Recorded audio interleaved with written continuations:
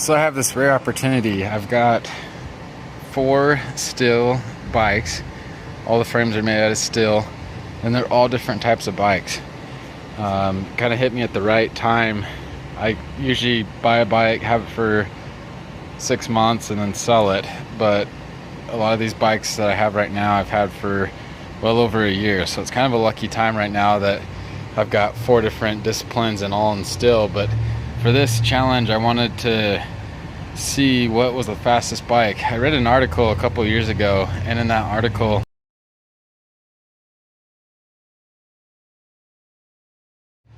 they had this gentleman that raced in a race in Africa, and he had a mountain bike and he had knobbies on there. It was his off-road tires, and he raced, and there was pro racers in this race. It wasn't just some average town race. It was a legitimate pro race. I'll link the article so you can look at it. And he ended up winning the whole event on his mountain bike, and everyone else had these carbon fiber dedicated road bikes, and they were pro road racers as well. And this guy was a pro cross-country racer. He raced mountain bikes professionally, and so that kind of inspired me to do this challenge. So what I've got here is a mountain bike with a dropper seat. It's got 27 by 2.6 inch tires, and it's a steel frame. It's got pretty steep geometry. It's kind of more of your downhill dirt jumper bike. My next one is my road bike, and this is a Bridgestone frame from the 90s, and so I converted the quill stem into your more modern stem, and then it's got more modern shifters on it instead of the down tube shifters. Another thing to add is that all these bikes are about $1,000 each. That bike I put together and pieced all the components. Some of the components, or actually most of the components, I got off of eBay. That one was probably just over $1,000. This one is, I got the frame and then put all the pieces together, and it's got Ultegra shifters. So you've got like your Ultegra rear derailleur, and even the wheel set is Ultegra. So I got nicer components on it, and with the frame I didn't spend that much money on. I ended up getting a good deal on it, but if I were to buy the frame and put all the components on it, we'd be looking at $1,000 easy if I were to buy a steel frame. There's companies that sell retro steel frames, and so that's definitely fitting. This next one's my Fixie. So you got a single cog in the front, and a single sprocket in the front, and a rear single cog in the back, and the wheel and the cranks move together. It's a Fixie track bike, and this one's made by Wabi. It's the Wabi Classic, and this one is very fast as well. There's not very much components on it, not very much weight, but it's also a steel frame, and it has Reynolds tubing on it. Probably has the nicest tubing out of all of them. This last one is my gravel bike, adventure bike. We've got baskets on the front and the rear. These baskets are just cheap baskets, but they have a pretty good mounting system. This is my Specialized A-wall, and it's got giant tires on it too. These are 40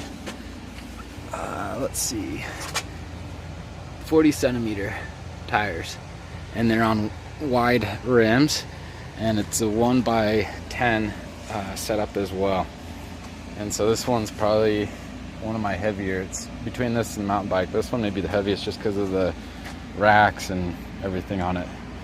My mountain bike, and this one's pushing 30 pounds. They're above 30 pounds. So I've got these 3 bikes, and what I'm going to do is I'm going to ride them back to back, and each bike is going to go through a time trial course. The course is 6 miles long, so it's not super long. I'm just an average rider. That's why I've got steel bikes. and this video is not for your carbon fiber racer. They're not going to like this video. This is just for your average Joe, guy that likes to ride. I wanted to see what was the quickest on the road of these bikes, and it was a 6-mile course. I was pushing it pretty much as hard as I could throughout the whole course, and there are 2 heats, 2 time trials, and that way I could get an average of the 2 time trials and then get the results.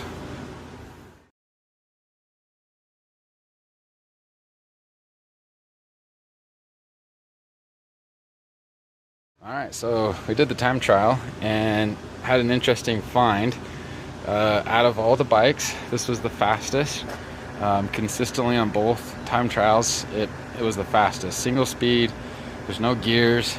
On the course, I had a hill that's pretty stinking large. It's a hill that lasts for probably 400 meters, and it's steep. It's so steep that my wife can't make it up on her bike, and so it's pretty steep. My kids can't make it up. Usually I have to stand up to make it up, even on the gear bikes.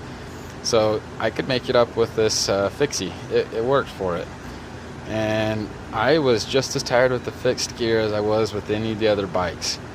So that got first place. Second place was my gravel bike. It did really well. Third place was the road bike, and this one has 23C skinny tires on it, and it's a road bike. It's supposed to be the fastest, but it wasn't. I would definitely take the gravel bike before I took this bike out. Fourth place was my mountain bike, which I'm not surprised by.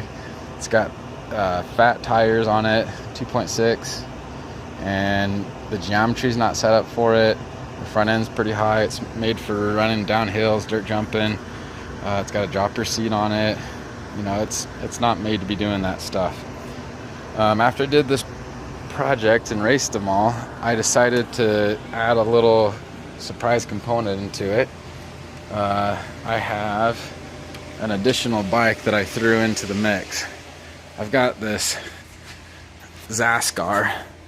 It's my wife's bike. It's purple, but it's the size medium frame, so I can ride it.